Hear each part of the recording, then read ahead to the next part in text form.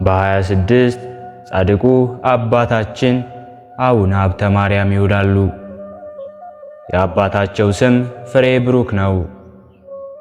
የእናታቸው ስምም ዮስትና ነው። ፍሬ ብሩክም በዘመድ የከበረና ሀብታምም ነበረ። በሕጋዊ ጋብቻም ድንግል ዮስትናን አገባ።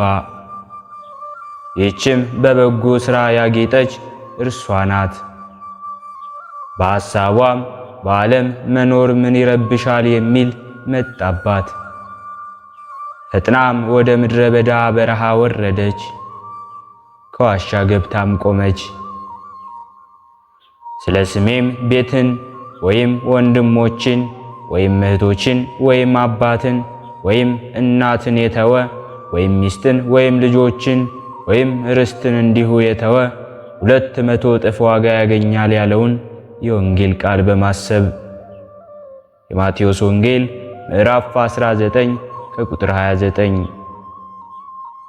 ከዚህ በኋላ አንድ ባህታዊ አያት። እርሱም ምን አመጣሽ? ለኔ እንቅፋት ልትሆኝ መጣሽን? አላት። አሁንም ፈጥነሽ ሂጂ እንደዚህ ብሎ ተቆጣት። ዓለምን ንቄ መጣሁ እንጂ አንተን ላስት አልመጣሁም። አባቴ ይቅርታ አድርግልኝ፣ ወደ ሌላ ቦታ እሄዳለሁ አለችው። በዚያን ጊዜ ከእርሷ የሚሆነውን መንፈስ ቅዱስ ገልጾለት እንዲህ አላት።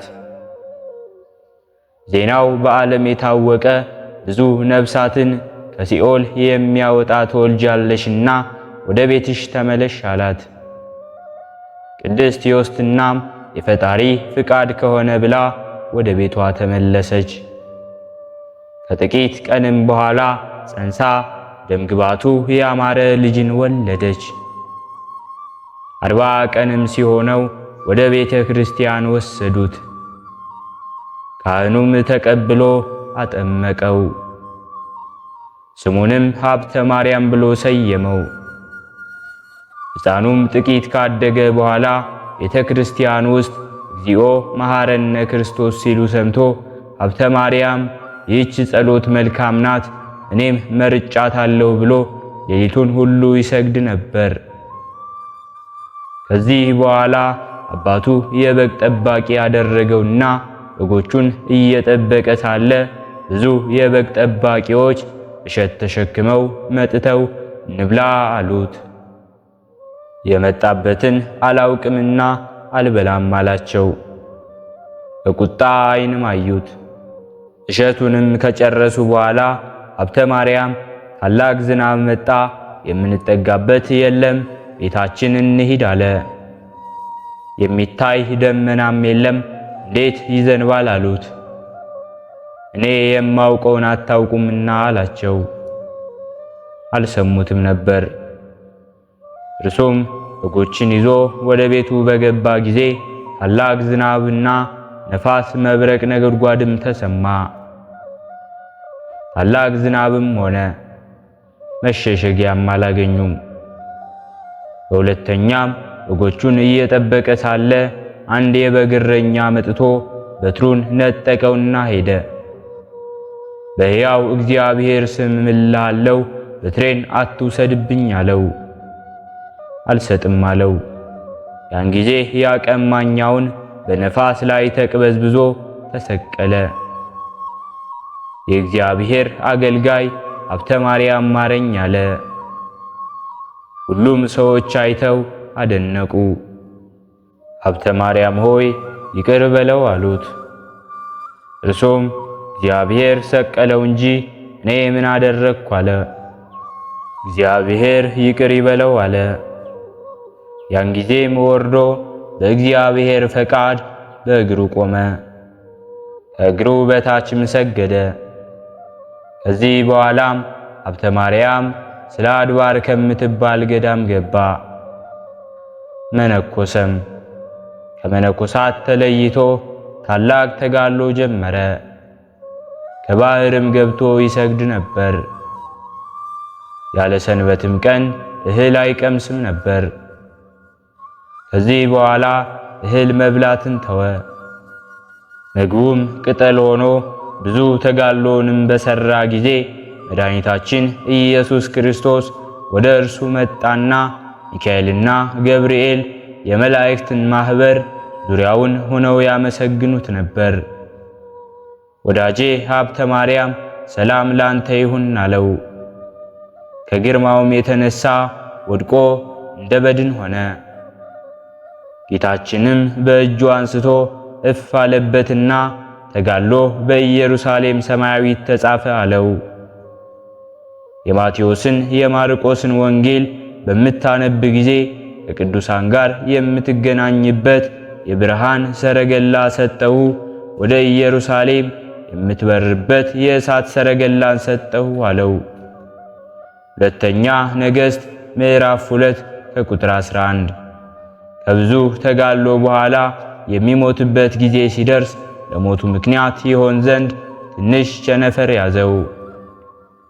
ጌታችን ኢየሱስ ክርስቶስም ወደ እርሱ መጥቶ ወዳጄ ሀብተ ማርያም ሰላም ላንተ ይሁን አለውና ከድካም ወደ ዕረፍት ልወስድህ መጣሁ፣ እነሆ 7 አክሊላትን ስለ በጎ ሥራ ሰጠሁ አለው። መታሰቢያህን ካደረጉ በጸሎትህ ከተማጸኑ የምታገባበት በውስጧ 5 የወርቅ አምዶች የተተከሉበት ሰጠሁ ላንተም አለው። ደግሞ የእሳት መስቀልን እንዲሁም የወርቅ ጫማን የብርሃን ልብስን ስውር የሆነ መና ሰጥሃለሁ ብሎ ይህን ቃል ኪዳን ከሰጠው በኋላ መላእክት በየነገዳቸው 99ኙ ሰራዊት ወዳጃችን ሀብተ ማርያም መላእክት በየነገዳቸው 99ኙ ሰራዊት ወዳጃችን ሀብተ ማርያም እያሉ ሰላም ላንተ ይሁን አሉት። ሀብተ ማርያም እግዚአብሔርን አመሰገነ። ጌታችን ኢየሱስ ክርስቶስም በአንድነቱ በሦስትነቱ ተገልጦ ታየውና ከመጥምቁ ዮሐንስ ሀገር ተጠግታ ያለች ከፀሐይ 7 እጅ የምታበራ ሀገርን ሰጠሁ፣ በራሴ ማልኩልህ አለው። በስምህም በጎ ሥራ ለሚሠራ በተለያየ መልኩ ይህን ቃል ኪዳን ሰጠሁ አለውና መድኃኒታችን ኢየሱስ ክርስቶስ 3 ጊዜ ሳመው። በዚያን ጊዜ ከፍቅሩ ብዛት የተነሳ ነፍሱ ከሥጋዋ ተለየች። ጌታችን ኢየሱስ ክርስቶስም ተቀብሎ አቅፎ ሳመው፣ ከእርሱ ጋርም አሳረገው። የአባታችን የአቡነ ሀብተ ማርያም ጸሎቱ፣ በረከቱ፣ አማላጅነቱ ከሁላችን ጋር ይሁን።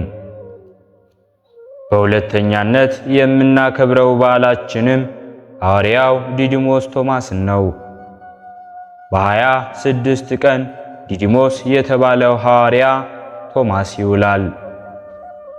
ጌታችን ኢየሱስ ክርስቶስ ሐዋርያትን ሲመርጥ ከተመረጡት አንዱ ቅዱስ ቶማስ ነው። ሄዳችሁም መንግሥተ ሰማያት ቀርባለችና ንስሐ ግቡ እያላችሁ አስተምሯቸው አላቸው። ድውያንን ፈውሱ፣ ሙታንንም አንሱ፣ በጸጋ ለምጻሞችንም አንጹ፣ አጋንንትንም አውጡ፣ ያለ ዋጋ የተሰጣችሁትንም ያለ ዋጋ ስጡ እንዳለ የማቴዎስ ወንጌል ምዕራፍ 10 ከቁጥር 8። ህንደኬ ወደምትባል ሀገር ገብቶ ማስተማር ጀመረ። ወደ ህንደኬም የገባው እንደ ባሪያ ተሽጦ ነው። የሀገሪቱ ንጉሥ ጎንዶፎር፣ መኮንን ከንቲባ ሉኪዮስ ይባላል። በሀገሪቱም ገባና አበኒስ የሚባል የንጉሡ ቢትወደድ አገኘው። ወደ ንጉሥ ጎንዶፈር አቀረበውና አናጺ እንደሆነም ነገረው። ንጉሡም ስለሚሠራው ሥራ ጠየቀው። ቅዱስ ቶማስም እንዲህ ብሎ ለንጉሡ መለሰለት። ቀንበሮቹን፣ ሰረገላዎቹን፣ መርከቦቹን እንዲሁም ግንቦቹን እሰራለሁ አለው። ንጉሡም እጅግ ተደሰተና ቤተ መንግሥቱን እንዲሰራለት ከሚሻው ቦታ ወሰደውና በምን ወር ትሰራልኛለህ አለው። ቶማስም በኅዳር ወር በዚያ ጀምሮ በሚያዝያ ወር ጨርሳለሁ አለው። ንጉሡም አደነቀ። ከዚህ በኋላም ንጉሡ ለማሰሪያ የሚሆነውን ገንዘብ ሰጠውና ቶማስም ተቀብሎ ወደ ቤቱ ሄደ። ለድሆችና ለምስኪኖች መጸወተውና ለንጉሡ ሕንፃው አልቆ ጣሪያው ቀርቷል ብሎ ላከበት። ንጉሡም ብዙ ገንዘብ ላከለት። ቶማስም እንደ ልማዱ መጸወተውና ከዚህ በኋላ ንጉሡ ከዘመቻው በተመለሰ ጊዜ ስለ ሕንፃው ጠየቀ። ምንም እንዳልተሰራ ተነገረው። እጅግም ተቆጣ። ቶማስንም አስመጣው፣ ከአበኒስ ጋር አሰረው። በዚያም ሌሊት የንጉሡ ወንድም ጋዶን በድንገት ታመመና ሞተ። መላእክትም ነፍሱን ተመሳሳይ የሌለው በወርቅና በዕንቁ የተሰራ ቤትን አሳዩት። ጋዶንም ይህ ቤት የማን ነው አላቸው። መላእክትም ቶማስ ለንጉሡ የሰራለት ነው አሉት። ከዚህ በኋላ ከሞት ተነስቶ ጋዶንም ያየውን ሁሉ ለወንድሙ ለጎንዶፎር ነገረው። ያን ጊዜ ወደ እስር ቤት ሮጡ። ቅዱስ ቶማስንም አበኒስንም ከእስር ቤት አስወጧቸው። ለቶማስም ሰገዱለት። የሀገር ሰዎችም ሁሉ ከንጉሡ ጋር አመኑ። ቅዱስ ቁርባንንም አቆረባቸውና ባረካቸው። ንጉሡም ለጊዜው አምኖ በኋላ ካደና ቅዱስ ቶማስን ቆዳውን ገፈፈውና ቆዳውን አቅማዳ ሰፍቶ ውስጡን አሸዋ ሞልቶ አሸከመውና በገበያ እያዞረ እርሱን ያየ ይቀጣ እያለ ተናገረ። የባሪያዎችንም ሰውነት ለሰማይ ወፎች የጻድቃንህንም ሥጋ ለምድር አራዊት መብል አደረጉ እንዳለ መዝሙረኛው ዳዊት በመዝሙር 78ቱ ሥጋችሁን የሚገሉትን አትፍሯቸው ነፍሳችሁንም ሊገሏት አይችሉምና እንዳለ የማቴዎስ ወንጌል ምዕራፍ 10 ከቁጥር 28። ከዚህ በኋላ በሰውነቱ ላይ ጨው ነስንሶ አስተኝቶ ለበግ ሰጠው። በጎችም ጨው አላቸውና ሥጋውን ግጠው በሉት፣ አጥንቱንም አስቀሩት። የንጉሡ ሚስት አርሳንያ ትባላለች። ቅዱስ ቶማስን ባየችው ጊዜ ደንግጣ ሞተች። ቶማስም ከሞት ባስነሳት ሰዓት ታምናለህ አለው። አምናለሁም አለ። አቅማዳውንም ጫነበት። ፈጥናም ተነሳች። እንዲሁም እያደረገ ብዙ ሙታኖችን የተቀበሩትንም እንዲሁም ያልተቀበሩትንም አቅማዳውን ሲጭንባቸው ይነሱ ነበር። ድውያኑም ይፈወሱ ነበር። ድውያን እንዲፈወሱ ሙታንንም እንዲያስነሱ ሥልጣንን ሰጣቸው እንዳለ የማርቆስ ወንጌል ምዕራፍ 3 ከቁጥር 15። ከዚህ በኋላ የእረፍት ጊዜው ደረሰና ጌታችን ኢየሱስ ክርስቶስ ከአእላፍት መላእክት ጋር ወደዚያ ወረደና ወዳጄ ቶማስ ሆይ በስምህ ለተራበ እንዲሁ ላበላ፣ ለተጠማም ላጠጣ፣ ለተራቆተ ላለበሰ፣ መጽሐፈ ገድልህን ለጻፈ እንዲሁም ያስነበበ እንዲሁም ላነበበ የሚፈልገውን እሰጠዋለሁ ብሎ የምህረት ቃል ኪዳን ሰጠውና በጦር ወግተው ገለውታል። እረፍቱም ግንቦት 26 ቀን ነው። የአባታችን የሐዋርያው ዲዲሞስ ቶማስ በረከታቸው፣ ረድኤታቸው፣ አማላጅነታቸው ከእኛ ጋር ትሁን። ሕሊናችን በማሰባሰብ አባታችን ሆይ እንበል።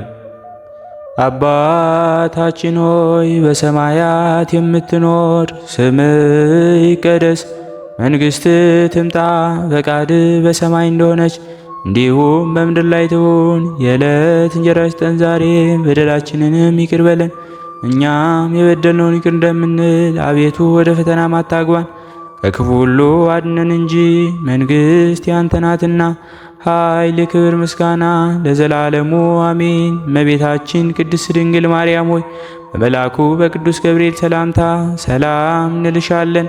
በሐሳብሽ ድንግል ነሽ፣ በሥጋሽም ድንግል ነሽ። አሸናፊ እግዚአብሔር እናት ሆይ ሰላምታ ላንቺ ይገባሻል። ከሴቶች ሁሉ ተለይተሽ አንቺ የተባረክሽ ነሽ፣ የማኅፀንሽን ፍሬ የተባረከ ነው። ጸጋን የተመላሽ ቅድስት ሆይ ደስ ይበልሽ፣ ልዑል እግዚአብሔር ካንቺ ጋር ነውና ከተወደደው ልጅሽ ከጌታችን ከመድኃኒታችን ከኢየሱስ ክርስቶስ ዘንድ ይቅርታውንና ምሕረቱን ለምኝልን ኃጢአታችንንም ያሰርይልን ዘንድ ለዘላለሙ አሜን።